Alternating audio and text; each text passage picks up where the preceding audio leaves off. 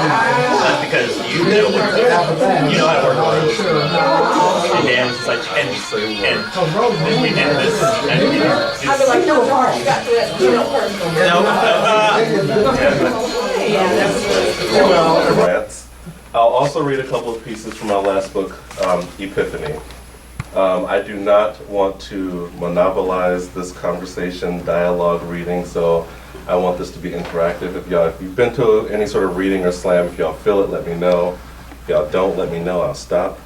I have confirmed that everyone here is an adult, so we're gonna that's a lot. get a little sexual in here, and we're gonna get a little controversial in here, and I just hope you enjoy. So, yeah, I guess the first piece is one of my favorite ones. It's really lighthearted, probably one of the most lighthearted pieces in this book. But for those of you who don't know me, it will serve as an introduction, and it's called I Am. An ego trip. I like that one. The irony of this poem is that I am all of this, but not all of this at all. I'm very quiet and shy and introverted. So you add cocktails? Until I have a couple drinks. Yeah. A few drinks. I am the one you're drawn to without knowing why. I am the stutter in your speech and the twinkle in your eye. I am your turbulent flight, safe landing, and first-class upgrade. I am the largest float in your everyday parade. I am your shame-filled addiction, halfway house and rehabilitation. I am the uncertainty of your day and your evening meditation. I'm your bedroom fantasy, your Facebook stalk. I am your blackboard with permanent chalk. I'm your top, your bottom, your black pride. I'm the temporary paralysis in your left thigh. I'm your platoon sergeant, your final recruit. I'm your sweet, your sour, your forbidden fruit. I'm your skydive, your bungee jump, your parasail and scuba gear. I'm your yesterday, tomorrow, far and near. I'm your mood swings, your cloudy judgment. I'm your extravagant living and your check-to-check budget. I'm your alliance formed, your anti-norm, your wish you could, your misunderstood. I'm your pedestal and your noose. I am the back of the closet denial and your truth. I am what I was back then, but most importantly, what I am now. I am the where, the who, the when, the why, and the how. I am the one I have been waiting for but afraid to receive. I am my own spiritual awakening, and that's even hard for me to believe.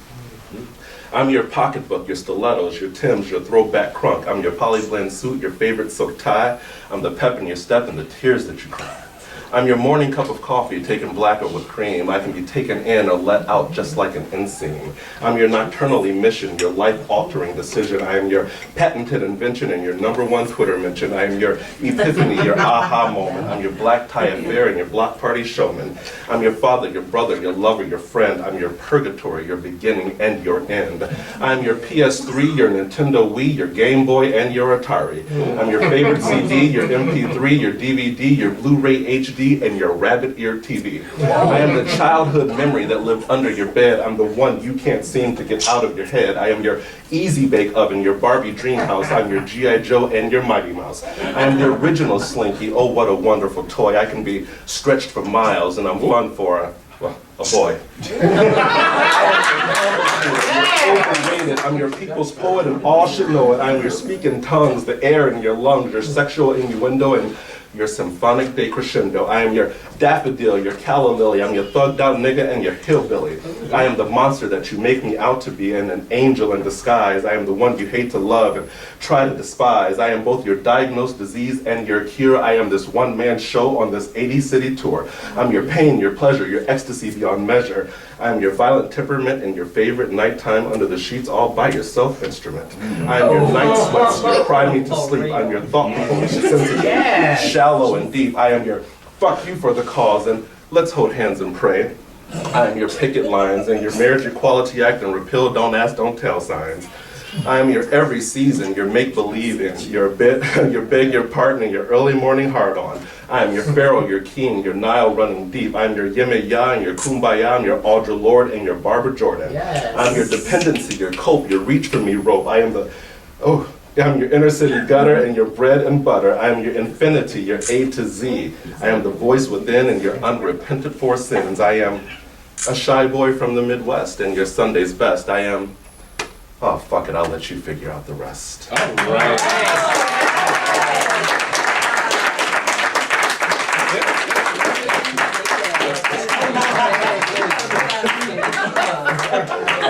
So, Jesus. that was a little bit about me.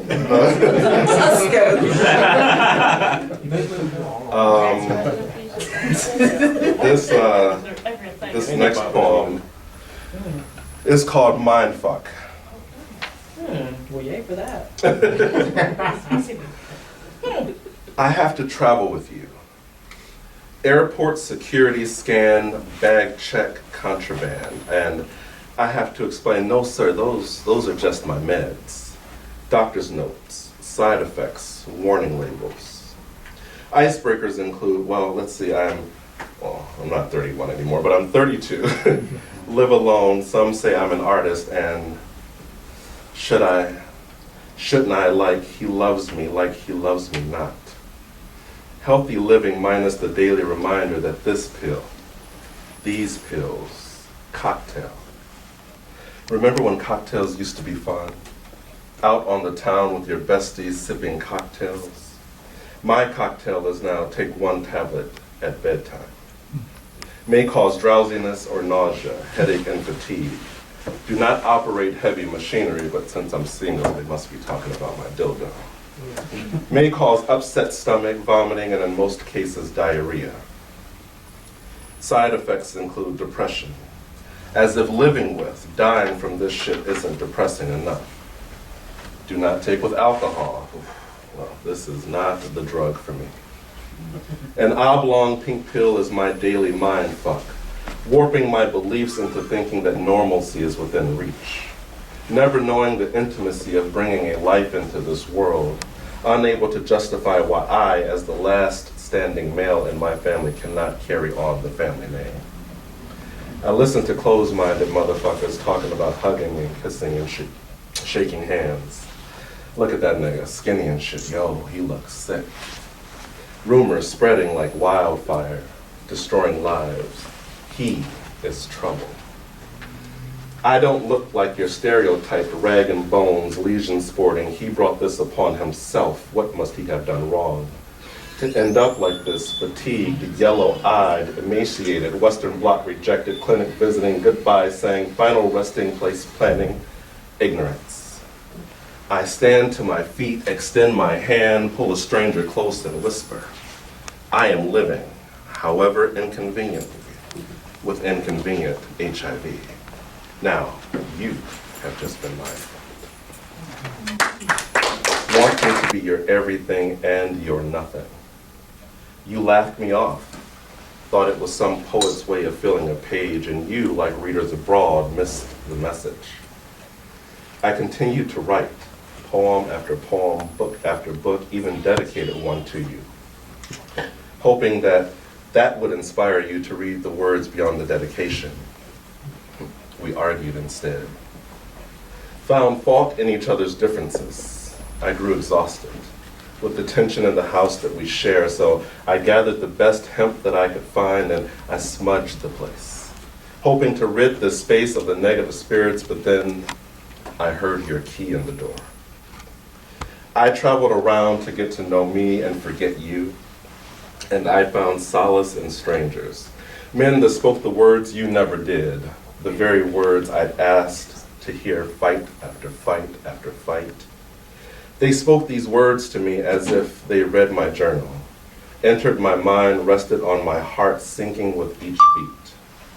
With the introduction to every stranger, I forgot you more and more, but you were still there when I came home. You reached for me. I pulled away, said, I can't be held by a stranger. The irony. I saw the hurt in your eyes, now years too late and you want to talk. Me with my skilled play on words had nothing to say. The hurt in your eyes was more than I could bear to watch, but all the ammunition I needed. I wanted you to hurt the way that I hurt. You became the perfect man, the one I asked for time again, but I could see the exhaustion growing in your face as you strive to be something unfamiliar. I grew cold and indifferent, not knowing whether to hurt you with the truth or with a lie, but I knew that I needed to hurt you. So I left you be while you struggled to flip through the pages of my epiphany, learning more about me. Kelly Clarkson sang, I didn't come here to hurt you, but now I can't stop. These words play over and over and over in my head. I didn't come here to hurt you, now I can't stop. I didn't come here to hurt you, now I can't stop. I can't stop hurting you with my lies. I can't stop hurting you with my truth. I can't stop hurting you with my distance. I can't stop hurting you with my indifference. I can't stop hurting you with the words. I can't stop hurting you until you feel the pain that I felt for so long. The pain you insisted was me being sensitive. The pain that you ignored. I can't stop hurting you until you feel the pain that you didn't even cause.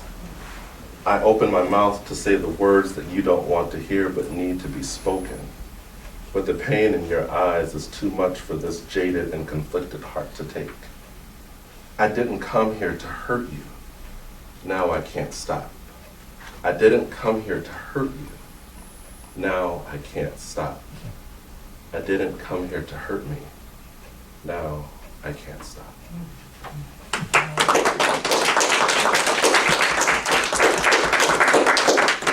All right, we're gonna jump over quickly to Epiphany. Y'all cool so far? Yeah. Y'all, It's okay. It's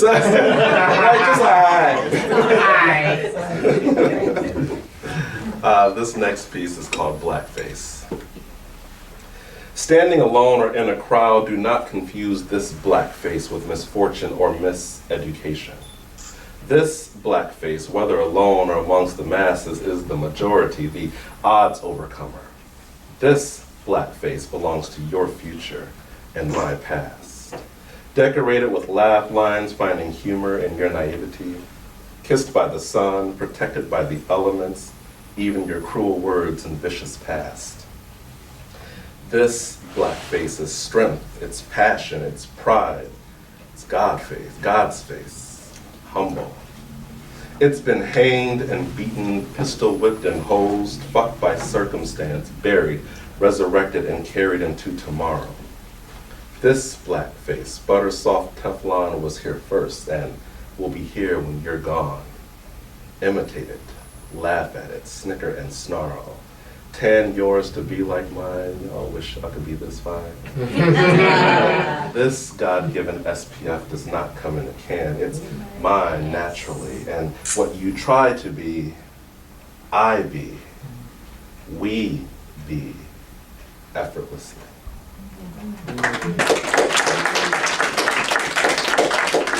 So I currently reside in Boston, where usually when I'm cold. Are you from Boston? No, I lived up there for 4 years before coming down for this job. I'm from Boston. Are you from Boston? My name is Boston. All right. Yeah. Jamaica Plain. And Jamaica Plain. Somerville, but whatever. But I'm from Detroit, so I've lived in Boston for 6 years, but I am from Detroit, and one of the things when I do travel, I hate excuses, so. My mama didn't give me, that shit does not fly with me, so, because I didn't have it either. I worked very hard for it. I continue to work very hard for it.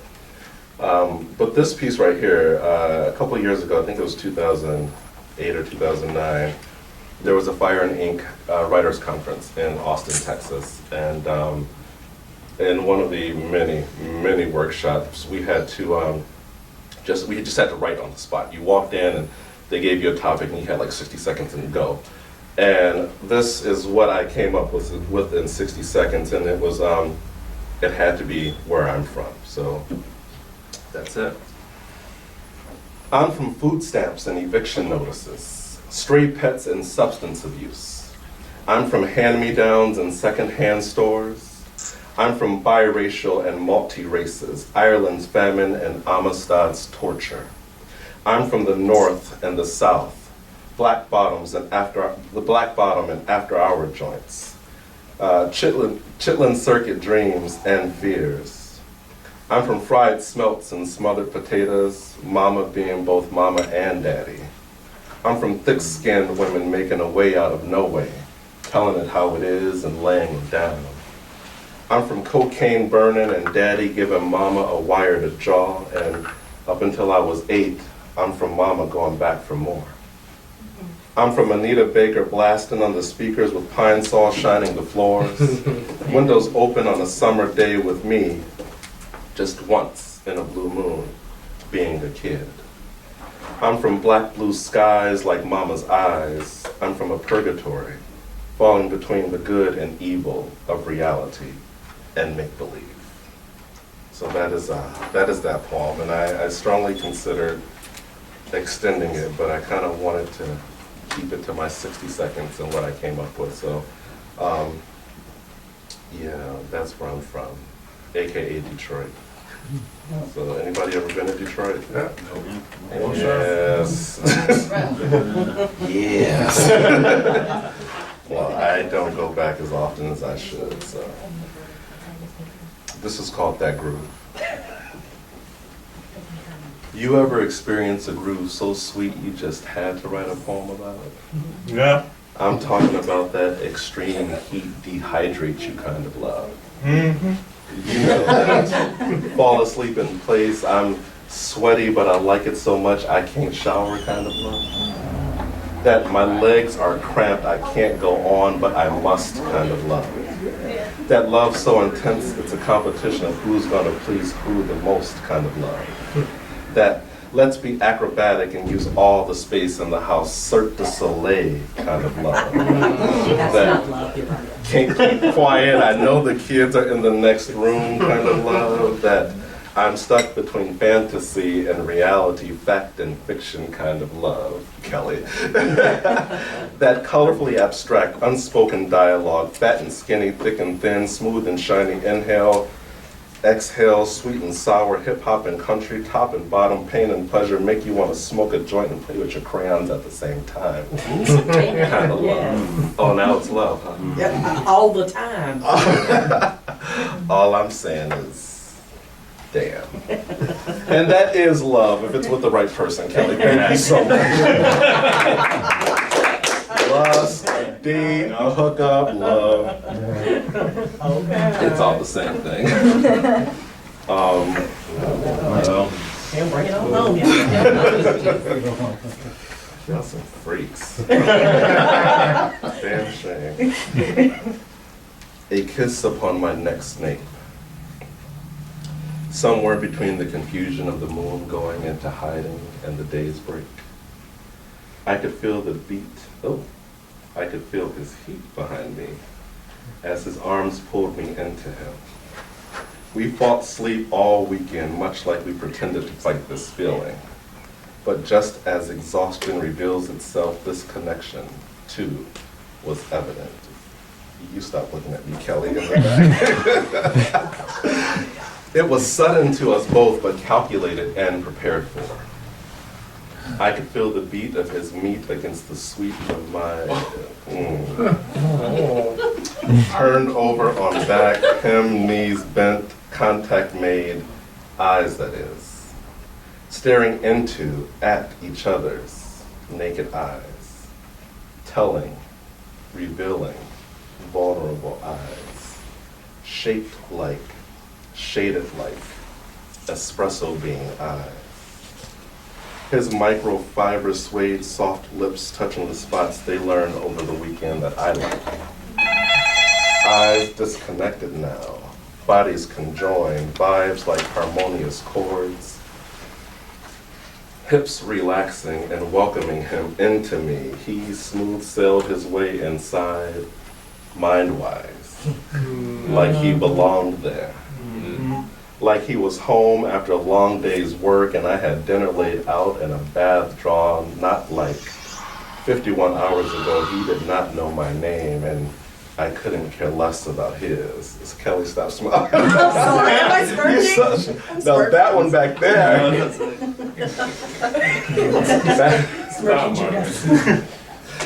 Back arched, neck snapped, hips gyrating, eyes rolling, exorcism type shit. But let's not rebuke or refuse this. I ain't sure about nothing except that I need him here inside. I could feel him swell as he laid his pound of flesh where few others have dwelled.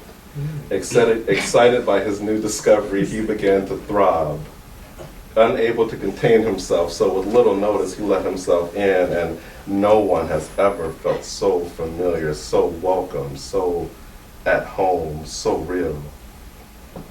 If blood could make its way there, it was erect, and even my goosebumps had goosebumps.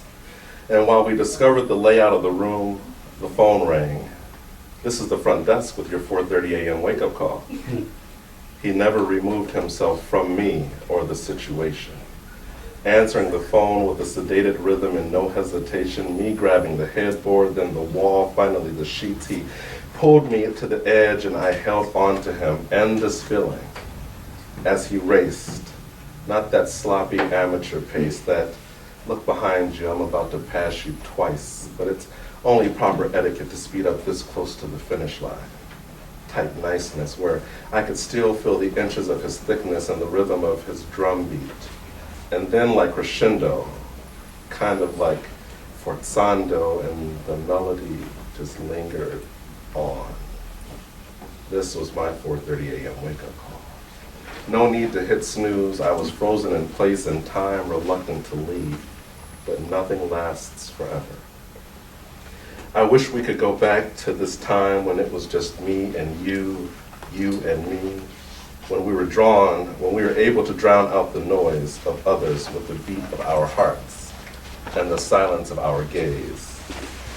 But we were overcome by distance and circumstance and the past and now.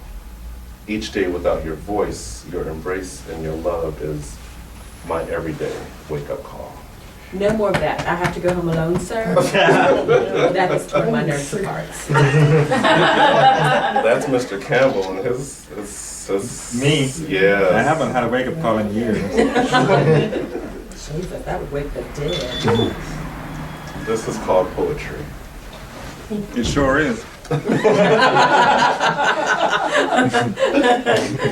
Wow. You have some fans, all right. Part 1. Poetry found me when my heart was dark. When I was scared, when I was alone, poetry, grabbed me as I jumped, held on tight and refused to let go. Me dead weight, poetry infinitely strong, grabbed me like the gospel does Christians, talked me off a ledge, placed paper and a crippled pencil in my hand and said, go. Write it all down. When I fought hard, even refused, poetry struck a nerve, reminded me of pain, abuse, scorn, torment, violent speech, and like sulfur and tar excited a reflex. Made me purge and vomit the words onto paper, and deaf ears said, see now, that's all better. I rocked violently and poetry let me be. Said, shh, there. Part 2. Poetry called me again to do what the ancestors instructed me to do. Said, I must tell my story, but who will listen? Said, I must tell their stories, but it's already been told. Said, I must tell our stories. I couldn't argue, but I'm tired. No, you're selfish. Be restless and go forth, and if you don't tell it, our story will be twisted, misconstrued, and misused. Where do I begin? Where you left off. I began to save lives, like mine was saved by poetry.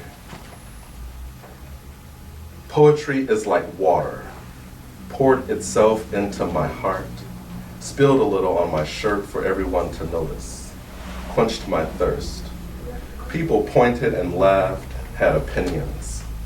People came close, people ran away, but no one read the words or beyond the words. Instead, they thought little of poetry, verse, poetry, lyric, poetry, play on words, mine, yours, ancestral, over, underrated, life-saving poetry. That's that one. I really quickly want to read you guys something that I just wrote, and you'll be the second audience that I read it to, so I really want to hear your honest feedback. It is, it's called That Thing. Okay. And then we're gonna have you take a break so we can freshen up your glass. Cool. We can talk. This was inspired by my mother, who, again, my mother, and I speak candidly about this in my books, had a history of drug abuse. And, you know, I still think my mother is an amazing woman. I think I come from a stock of amazing women. But we were, my sister stayed with me for the summer, and, you know, she's in her junior year of college, so she's gone through a lot, and my mother's questioning this and trying to be overbearing and all that great stuff. And I was like, yo, just chill out. Just shut up, chill out. I was like, she's got that thing. And she said, well, what thing? And, you know, we had a dialogue about it, and it inspired this poem. And the way that it goes is I talk about my sister in the first stanza. I talk about my mom in the second stanza. My grandmother, who passed away in June. And she walks into a room and heads turn. Jaws drop and the hissing begins. Her strides are calculated, intentional. They speak ill-fated, jealous words because she walks like she owns the ground that they're all planted on. What they don't know is that she has seen more death, known more pain, overcome more obstacles than any woman her age. She's held her mother, prayed over her brother, even gave her grandmother permission to die. She possesses that thing, inherent and indescribable thing, passed down to her by her mother thing. So that was my sister. She was no saint, a product of the times. She strived to be less than what was afforded to her so that she could reclaim her blackness. She fought to be loved beyond home and smoked her pain and emptiness away, but she did three things right, you see. She gave birth to a man, allowed him to shine, embraced him for whatever God had in sight for him. And when God planted an unprepared for seed inside her, she stepped up to the challenge, made amends with her past, shed light on the world with a beautiful, beautiful, beautiful baby girl. And when the time came to show what she was really, really made of, she put her own emotions aside, held both her children in each arm and her mother on her back, gave her mother life before death, and took away her only fear of dying alone. She made her little boy's dream come true, and her family was now whole. Now, as the matriarch, she holds that thing near and shines brightly. She was a rebel with cause, defying each and every rule. She, a lone little white woman, marched alongside Black Panthers and was never afraid. She shared King's dream and removed herself from the Catholic Church when they challenged her love of Christ because she gave birth to a biracial child. She believed in tough love and said goodbye when she knew it was best. She laughed in the face of cancer, spit at timelines to live. She knew the meaning of life and held no regrets.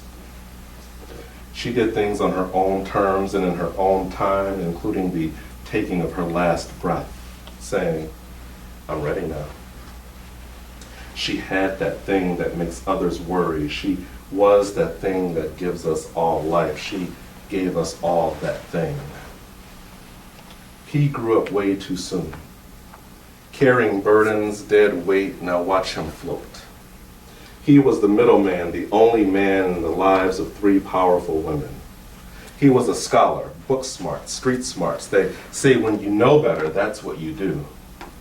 He discovered a life uninhibited, gave himself to another, contracted what was in the news and hid it from the world till death came knocking. He said, I ain't ready. Go on and bother somebody else. He pulled strength from the love of these three women who reminded him that he too has that thing. Don't doubt your daughter. She's got that thing that brought us through. Give thanks to your mama for passing on that thing that overcomes addiction, that thing that allows us to make decisions, that thing that gives us courage to cry, that thing that survives the ghettos, that thing that's kept us all alive, that thing that makes researchers research, that thing that makes traffic stop, that thing that's only explained by nature, that thing called courage, that thing called strength, that thing deemed faith ever glowing on our skin. Don't deny your son's limp wrist with confusing masculinity. He's still the man of this family, and he's got that thing that makes him an activist, that thing that allows him to stand, that thing that did not skip a beat when your husband stopped being a man, that thing that raised his sister, that thing that's never let you go, that thing that stares hypocrisy, statistics, sloth, and excuses in the face and adamantly says no. You got that thing. She got that thing. I got that thing. She gave us that thing. We are that thing. Thank you.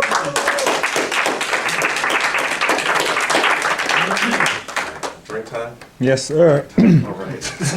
Am I making sense? No, it does make sense, and that's why I have to explain how it flows. Right.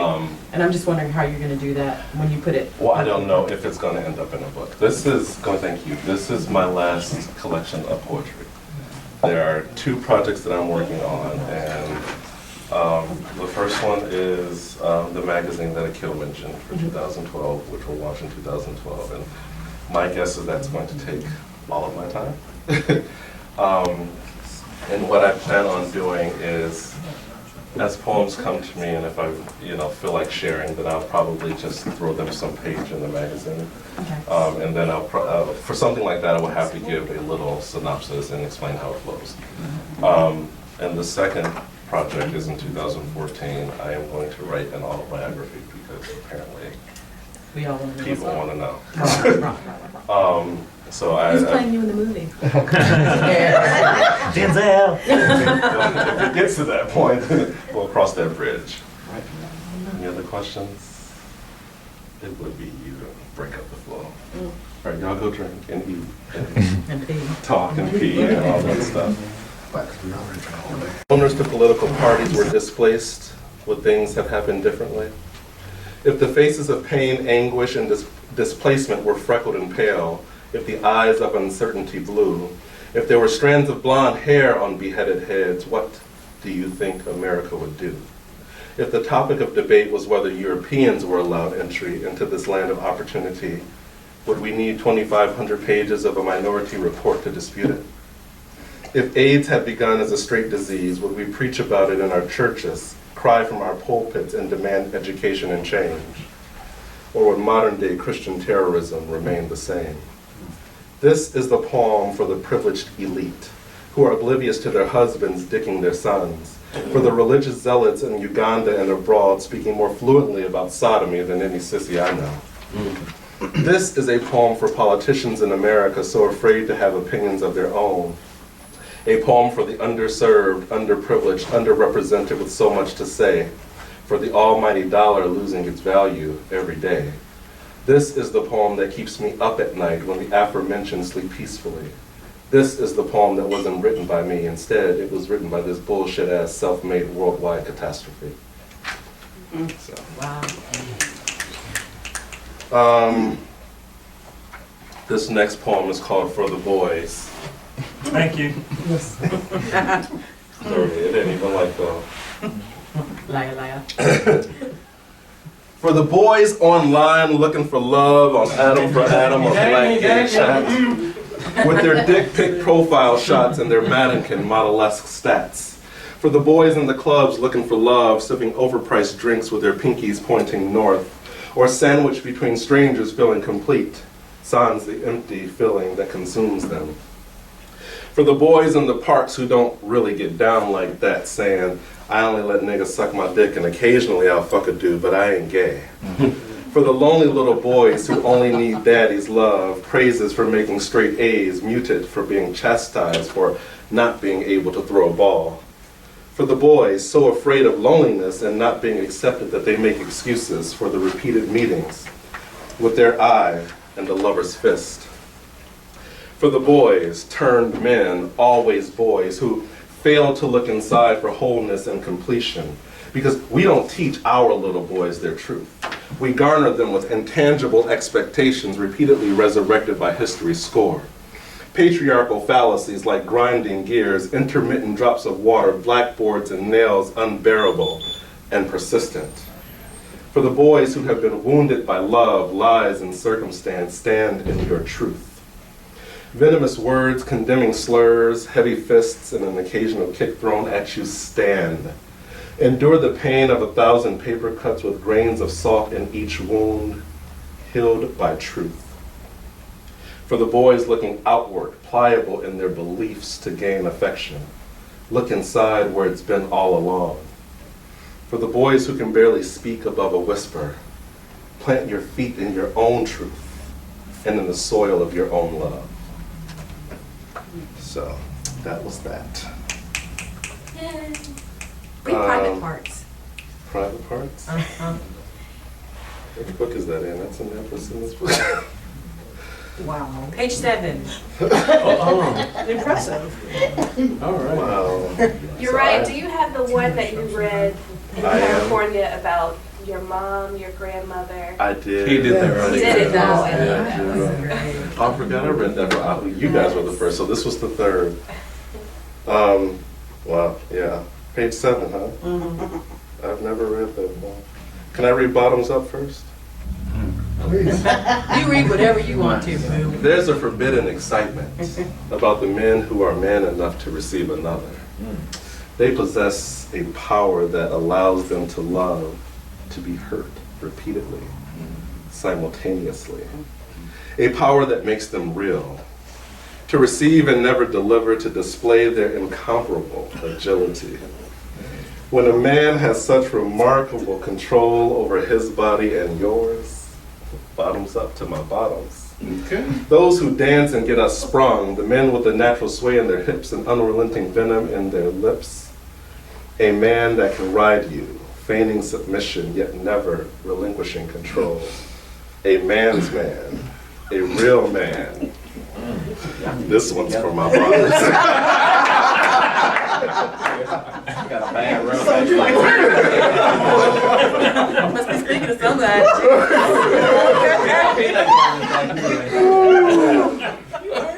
Wow. Lord. You good? You're good. You're acting up. Private parts. Page 7. Page 7. Page 7, y'all. Read along. I know, right? It's not even like that. All these poems have, they have a very innocent, very pure. They come from that space. Yes, but yet love angles that space. You reached into my shorts and touched my private parts. Your warmth made me react. And so with every stroke, I throbbed to a different beat. You so nasty, Kelly. You wrote it? You requested it. I closed my eyes and gave you control. Your tongue traced my abs, goatee sweeping the moisture, yours and mine. There's a parrot. I can't read this. There's a parrot. Go ahead on. Don't You should stop. have thought about that. There's a parrot in the room. And she's okay. She said she's okay. He's been along with you. Go ahead. I'm okay, son. Driving it even deeper. It's getting hot in here, isn't it? I can't read this. I'm shy. I'm sure you're right. It's okay. We'll close our eyes. How do you think she became a parent? That was good. She prayed and Kristen was bam. She came out fabulous like that. My nipples and my dick stood firm and strong. I see it. You parted my thighs. Y'all ain't right. Assuming permission to enter. Locking your tongue with mine, you were in, and with one easy stroke. My back arched before I was on my side.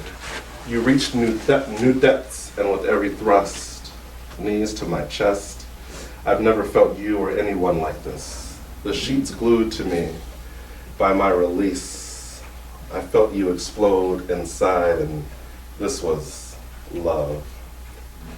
We lay together until the sunrise. I opened my eyes to witness a shadow of you.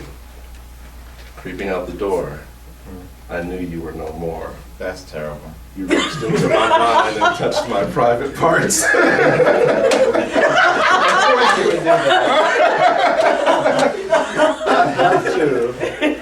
This last poem for the evening is called Token. Don't bangle me around your wrists, nor flaunt me to your friends. I cannot accessorize your political correctness, nor can I add that extra oomph to your rainbow circle of calculated diversity. It's true, my blackness is beautiful, but it belongs to me. It can't be draped across your shoulders to don your social conscious mentality. I'm glad you voted for Obama, but really, what did you do it for? To mend the broken nation that your people have that your people stole and have owned for years, or to be the forward-thinking nonconformist amongst your elitist peers? Don't attempt to slide your soul into me to achieve a perfect fit. I cannot carry you up to forward thinking across sand dunes of gender inequality, nor can I make up for the inadequacies of history's past and rationalize today's overcompensation. You must ensure that tomorrow is different. I won't dance in your tribal circle of coonery nor engage in your agenda of silly faggotry. Take the limited vocabulary of these jokes and slurs to your sideshow counterparts and dissect them. Invade and analyze the why and the how, the cause and effect, and all the damage. Place the root cause under a lens at 400 times and be taken away by the anguish that my people have known for years. You say you want to get to know me, that you're intrigued by my feminist forward thinking, captivated by my artistic approach on non-artistic issues. You marvel at my passion and energy around the cause. But don't categorize me as your status quo, nor coin me as your gay black friend. Don't bejewel me with ethnic beads you've collected from your travels to great distant lands. Don't hang me on your walls as the art you're proud of, symbolizing your 5-star all-inclusive resort gift shop dreams. Don't banner me in your annual parades, collecting front-page photo ops that you clip and save. Don't paint a smile on my face because of my progression, ignoring centuries of pain that can't be erased. Thank you, Raleigh.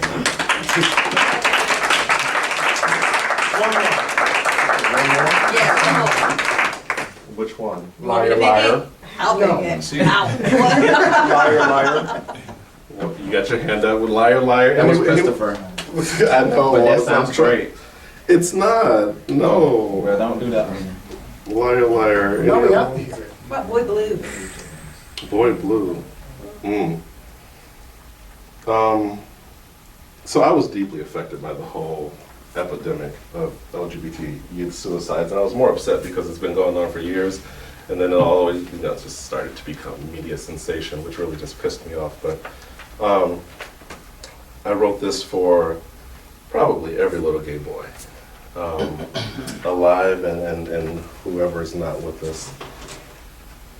Eyes heavy, burden bruised, heavy load-bearing, hollow laughter, shielding questions. Oh, how he wants someone, anyone, to ask this question. We must know better, for if we ask, he just might pour it all out. Spill what he's been hiding, unload what he's been carrying, yet still leave our question unanswered. Boy Blue with grown man blues silences himself to avoid the pain. He poses for us, but we can't see beyond his double-take beauty, unconcerned with the love and the pain deep inside. Boy Blue had no other choice. He was surrounded by emptiness, suffocating from Christian expectations, set forth by the lips that at one point whispered, "Son." The last words he heard from those lips, "Sinner." Now I lay me down to sleep.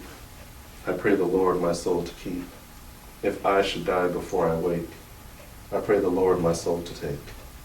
Boy Blue among the sky, the rustle in the autumn leaves, the laughter of children all around.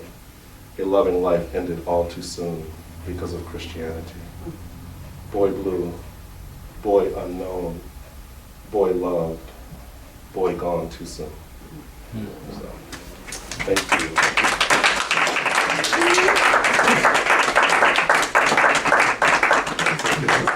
Y'all can get up and, say hi, say bye.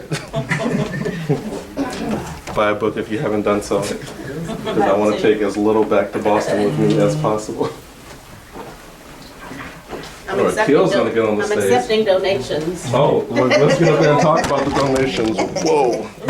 I can't read my points. I don't have them here with me. Oop. You can still read them though. Oh, okay.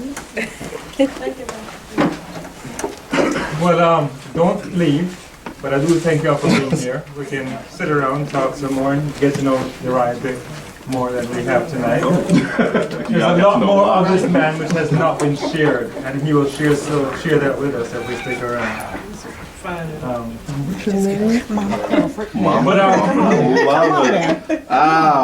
Come on.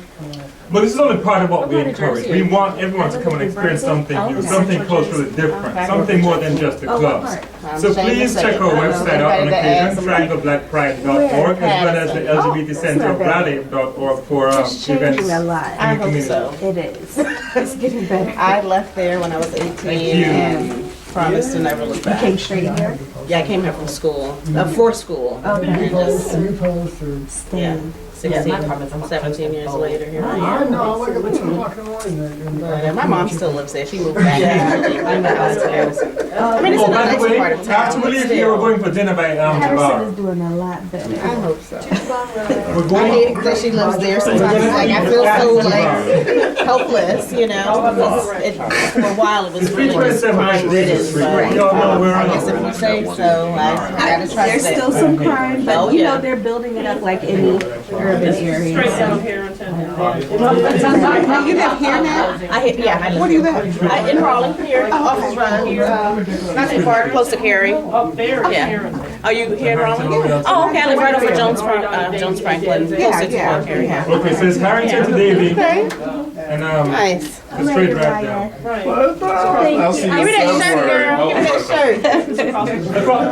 Those sparkly things. All right, you're in a dairy. Yes, thank you. So does she. This spark.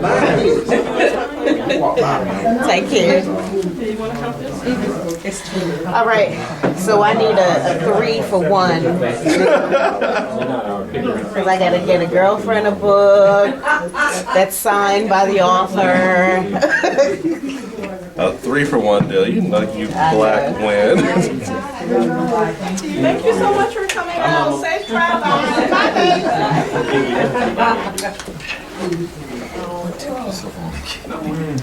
What took you so long? I had to stop by the bank. I didn't do that, Y'all jetted out with clothes. Well, I thought you gave me the address, so I just You wanted to see who you see first. Is that Michael Leak? I was talking about 2 years ago. Christopher. Oh, you Christopher?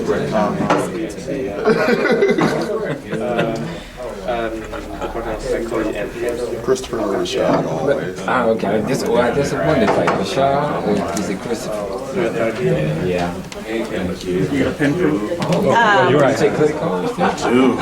Okay. You gotta be ready. Okay. Because I guess you about to be sure because I don't carry cash. Town, but I'm a plastic man, monetarily speaking. I don't need to I just want to be clear.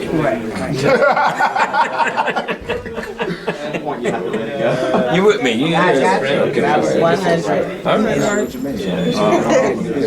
It's inspired somewhere in that small black box with the text.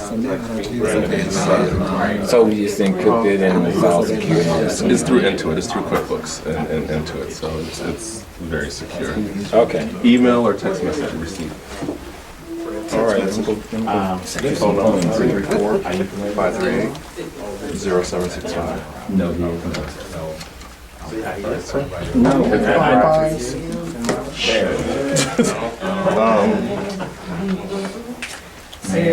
That's a light.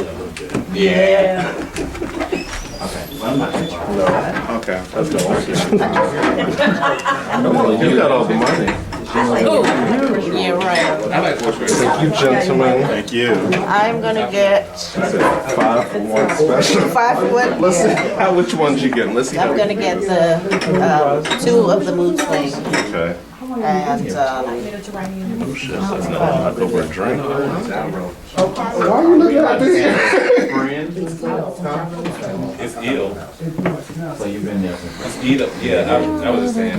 He was ghetto when he Those eyebrows. I like that. And I don't even eat meat. I don't even eat chocolate. I can eat them. No, but one is 2 for me and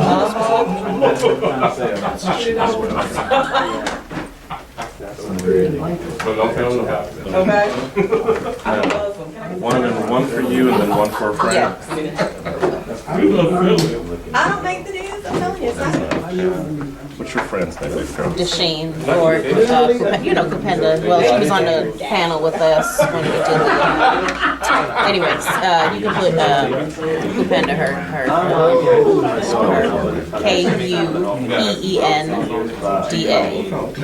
It's phonetic, got it. That's kind of good. Yeah. I guess you don't like it. I like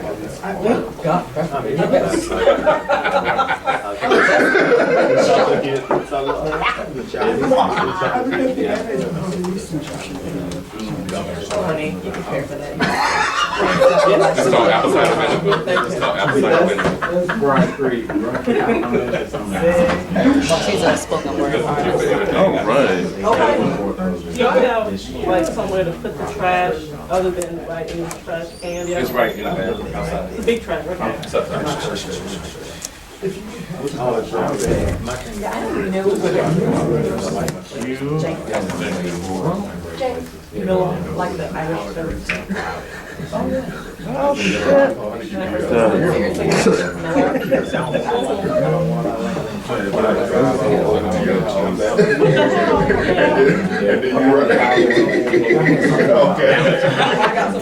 Kelly, I love you already. And we got the same name. Kelly, yeah, it's like a dead end. Yeah. One way rope, well, side. That's right. Liquid. Yeah. No, a little bit. I'm It's so silly. You was at liquid. okay. No, it's like, It's been, you don't hang out with us no more. Kelly, time to I said, this is your opportunity to correct that. But it's, I mean, we want to hear back from you. The thing is, we want to do things that, you know, the community wants us to do. So if you have an idea as to what this is happening, we'll make it happen. Did you get one of your cards? Yours. I'm just saying, Let me get your card. Chicken scratch. Honey, he got an asshole full of Doctor.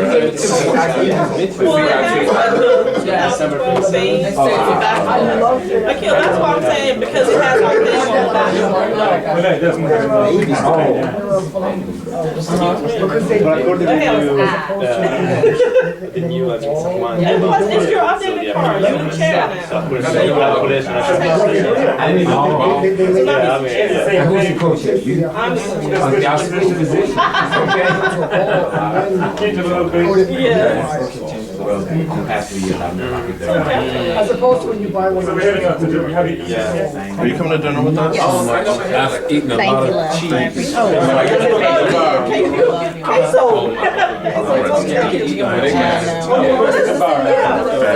right, let me see what, I have some Yeah. 327 was the across from the pit. I thought you're gonna be turning up. Yeah. Okay. Owned like a group restaurant. Yeah, so that's why it's always I love Neil Monday. You know Neil Monday? back behind the trash. Behind the wall. Like if you don't know it's back there, like if you remember baby, Yeah, you wouldn't it's real sensitive. They got one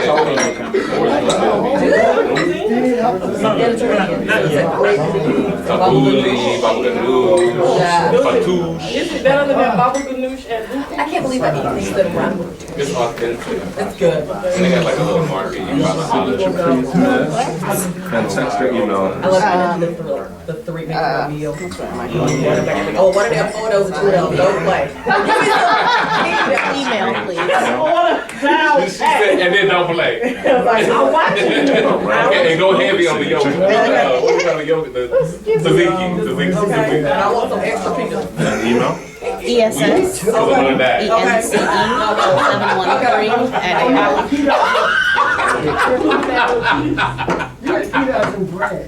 She is retarded. Thank you, my Thank darling. you, miss. Well, Sir, how are you? You run.